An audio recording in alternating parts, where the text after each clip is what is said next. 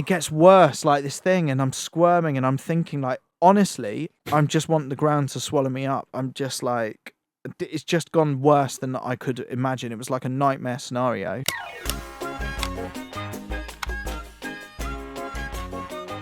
Jennifer Aniston. Yeah. We watched it on the way up.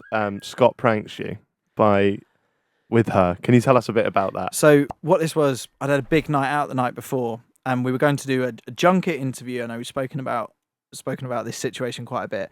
So we've gone to the hotel, me and this producer. I just assume Scott's back at Radio 1. And we're waiting in this waiting room. There's other journalists and things like that. It's all going kind of as normal. And then I kept getting delayed, and that was a bit unusual. And the producer that I was with just kept vanishing. I was like, something's odd. But then I just put it down to being hungover. And like when I look at this interview, I always remember thinking, I'm just going to try and get this one done. I even look a bit of a mess on it, I think.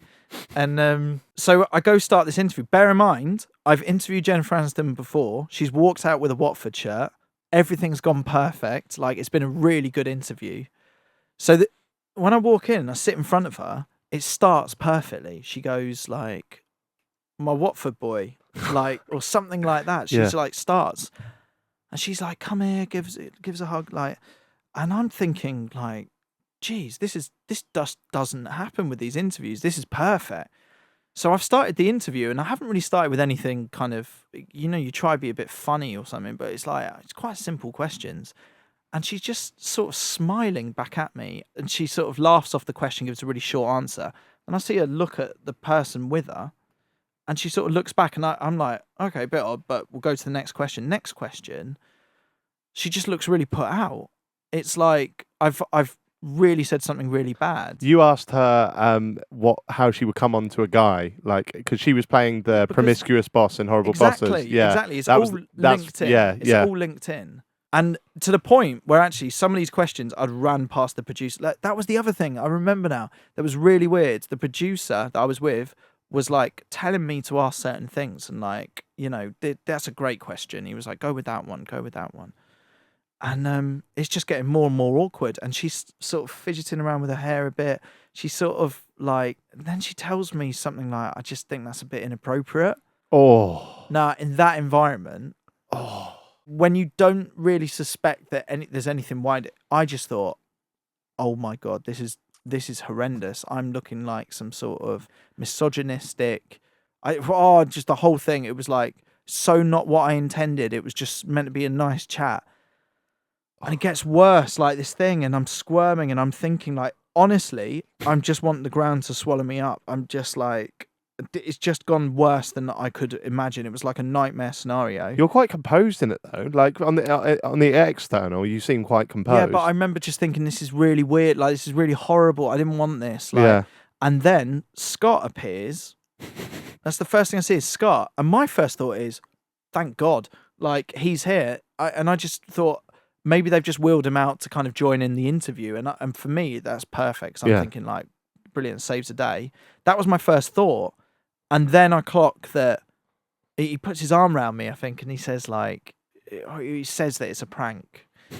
And I just remember, like, wanting to punch him. I was so relieved as well. Yeah. But my heart was pounding because you don't know, you're so out of control. It's like a roller coaster, was it? Like, you're so out of control in that situation. And he's like holding me down, and I'm just there, like, just like can't believe what's happening. And then luckily she was so sound, she was like, came over, gave me a hug. So I didn't want to do this. And the whole thing was, the film was Horrible Bosses. So even though, so the idea was, obviously, she makes the interview as awkward as possible because Scott's been a horrible boss to me. Right. And then this thing went massive. Yeah. It's so good. It was so out of my control. And I'll tell you this as well. I've always said I'll get Scott back for that.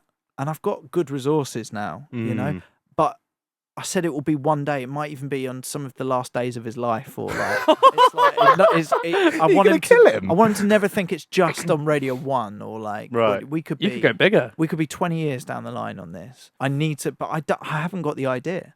You haven't got anything. You're a man of ideas. I've often thought of it. I've often thought about this and thought, what can we do? Like, I flirted with the idea of him come into a football match. I'll say it because I don't think we're going to do this one, but come into a football match and him thinking that he's donated a large sum of money from his own account from a check that we'll have, and it'll be like this person saying, look, you're so generous of you, like, you know, 30 grand, announce it to the stadium and everything. See, like, that's good. That is good. Have this little child there that was going to be a real pain in the arse, like, but, you know, was going to receive the money on behalf of a charity, like, all sorts of things through my mind.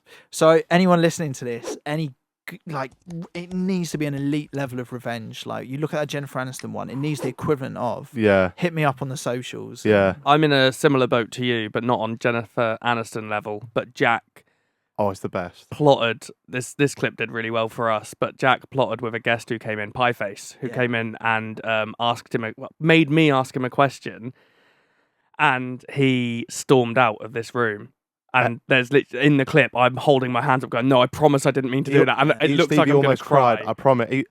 I think you asked him about gambling? He had a gambling addiction, but it's a well-known thing. And he said, "No, I said I didn't want to talk about that." And then he was just like, "Oh, you've mugged me off," and he stormed out. And then I'm just looking at Jack. I promise I didn't. I promise. It's the worst, isn't it? I hated it. No, but that's the difference. Chris was professional and kept it together, and you were like, "I promise I didn't." Because he was storming out. So I need to get Jack back as well. Yeah. Have you ever had a guest actually storm out? Yeah. Oh. Nicolas Cage. He that was a crazy one. Like, he came in. It was a weird vibe when he came in. Shook Scott's hand, sort of half shook mine, and then sat down, and then just didn't want to answer any questions. And Scott was like, Scott especially was being super friendly and sort of setting things up, and I think Scott said something like, "Well, you're moving around quite a bit. Where are you based at the moment?" And he was like, "The Bermuda Triangle." It was just like, the whole thing was quite weird, and I don't think we ever ended up playing it out, because he sort of did 3-4 more questions of this, and then just put his headphones down, just walked out. What? It was, and like, I look back That's on it so and try and weird. work out if it was an act or if there was something else going on. That's so bizarre. But Scott is such a nice guy, and I remember us just being in there going like, what? Yeah. Like, there's been difficult scenarios, and you do have the odd guest that comes on, they either like have signed up to innuendo bingo and don't want to do it, Right.